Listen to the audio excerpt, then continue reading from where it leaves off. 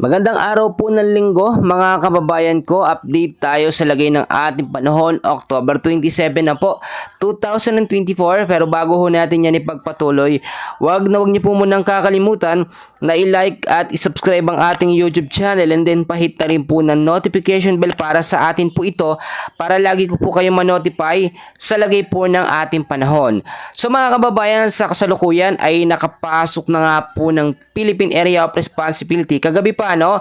Ito nga pong si Bagyong Kongray, international name po niya yan. At dahil nasa loob na ito ng ating bansa, pinangalanan po itong Bagyong Leon po mga kaibigan. Marami natatakot, no? Leon yung pangalan niya, nakakatakot. Iniisip ng iba, napakalakas o malakas po na bagyo. Ito nga alamin natin mga kaibigan, no?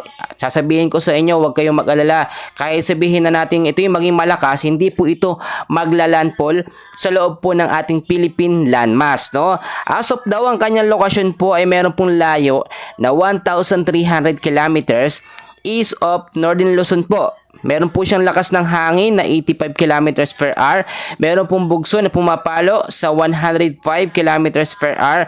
At ang kilos naman po niya pa westward sa bilis po na 15 kilometers per hour. So mga kaibigan, mga kababayan, dito siya nanggaling, no, sa may bandang Silangan at pahilaga po ng Luzon, yung kanyang magiging direksyon. At nakita naman natin, no, yung trap or extension po niya ng hangin ang nakakaapekto or makakaapekto po sa ilang bahagi po ng hilagang Luzon po mga kaibigan. So yung mga lugar na yan, alamin po natin mga kaibigan. So balikan din natin yung isa pang bagyo na atin ding minomonitor. Ito pong si Bagyong Christine mga kaibigan. Nasa labas na ito ng ating bansa pero nagbabadya pa ang pumasok. Pero may good news po tayo mga kaibigan.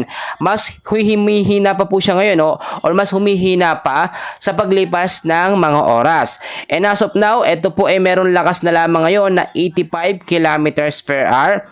At may bugso po na pumapalo sa 90 kilometers per hour. At nakita naman natin, unti-unti siyang pumapasok papalapit sa ating Philippine Area of Responsibility. Pero ang magandang balita mga kaibigan, pagpasok niya ng ating PAR, ito yung magiging isang ganap na lamang na low pressure area. Or the worst, pinakamagandang mangyari or pinakamasama, no? Ito yung magbago ng direksyon, pero hindi na po mangyayari yon. Ito po yung magiging mahina na LPA at hindi na po ito hahatakin pa nito nga pong si Bagyong Leon. Dahil nga wala na, mahina na siya. Malulusaw na po siya sa loob ng ating bansa. So wala na po siyang magiging direktang epekto sa loob po ng ating Philippine Area of Responsibility. So sana po malinaw sa atin yan mga kaibigan. Pero take note mga kaibigan, dahil nga mabilis nagbabago ang panahon, nag-i-intensify minsan ng mga bagyo or kumikilos ng mabilisan, sinasabi po natin na kahit maging LPA man siya, nasa loob ng ating bansa, wala po itong magiging direktang epekto. Ang ating inaalalayan at pinomonitor ngayon, ito pong pagkilos ni Bagyong Leon po. So ipapakita ko mga kaibigan sa inyo yung mga direction po, no, or lakas ng hangin na posibleng maidulot ito nga pong si Bagyong Leon. Marami kasing lumalabas na balita na ito nga daw ay magiging isang super type. So mga kababayan, na alamin po natin kung ito nga ba ay magiging isang super type po na bagyo. Ito pong si Bagyong Leon, para yung pangamba natin at pag-aalala ay maibsan or mawala po mga kaibigan. So pagdating po na October 28 sa ganap po na alas 2 ng madaling araw, isa pa lamang po itong tropical storm, no, or bagyo sa may lakas po na 95 kilometers per hour.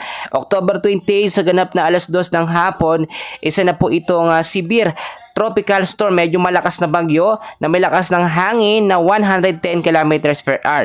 October 29 naman, sa ganap din po na alas 2 ng hapon, magiging isa naman itong typhoon, no? So naging typhoon na, medyo malakas na ito mga kaibigan, nasa 150 kilometers per hour. October 30, alas 2 din ng hapon, ito po ay magiging isa ng strong typhoon na may lakas na 185 kilometers per hour.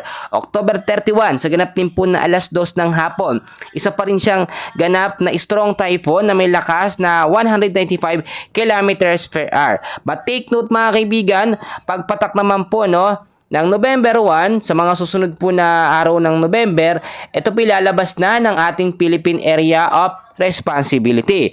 So ang mangyari, kahit maging isang super typhoon itong si Bagyong Leon, hindi na po ito magkakaroon ng ganong impact or pag-uulan or pinsala sa ating bansa. Bukod po kasi sa hindi naman siya naglandfall sa ating Philippine landmass, nasa karagatan lamang siya mga kaibigan, talagang bago siya lumakas, nakalabas na po siya ng Philippine Area of Responsibility.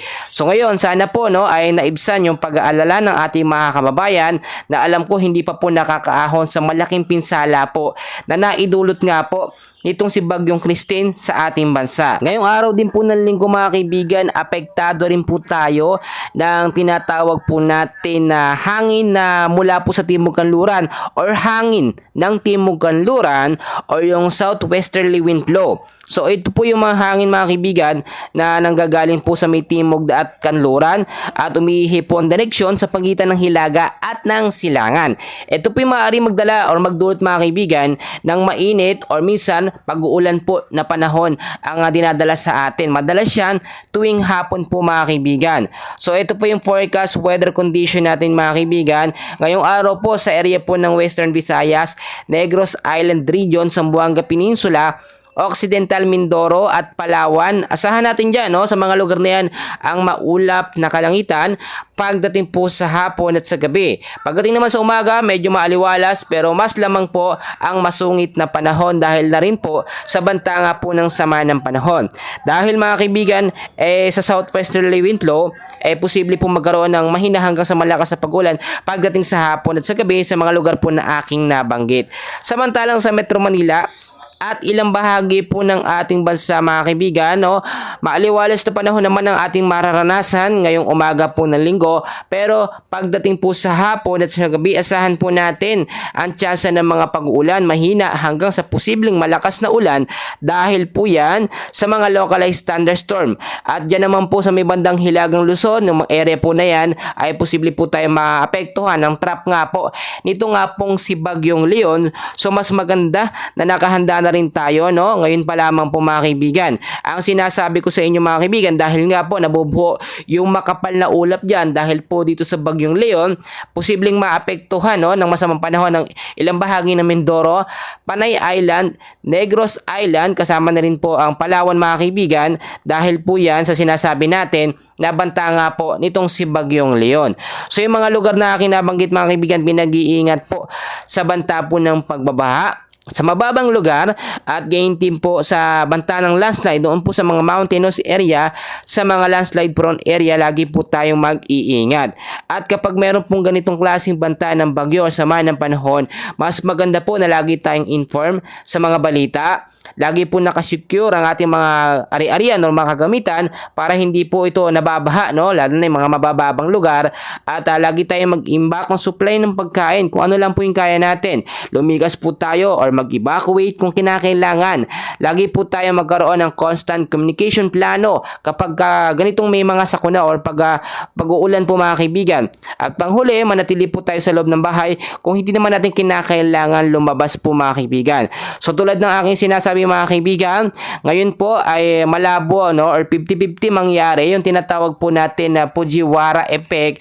Ito nga pong hatakan ng bagyo, si Bagyong Leon at si Bagyong Christine. Para malinawan ng lahat, dahil hindi pwedeng mangyari yan kapag nalusaw yung isang bagyo, wala nang hahatakin po etong si Bagyong Leon mga kaibigan. At yung distansya na sinasabi natin na 1,300 to 1,400 bago mabuo yung Fujiwara effect na yan, ay malabo na pong mangyari dahil itong si Bagyong Christine, pag pumasok sa loob ng ating Philippine Area of Responsibility, ay posible na pong malusaw. So mga kababayan, ang Fujiwara effect ay mas malakas na epekto yan dahil dalawang bagyo nag-combine yan or nag-joint na typhoon na mas matindi po ang epekto. Pero salamat sa Diyos dahil nga po hindi niya pinahintulutan yon at etong si Bagyong Leon ay hindi naman talaga maglalandfall o hindi tatamas sa ating Philippine landmass. So mga kababayan, yan lamang pong update natin for today.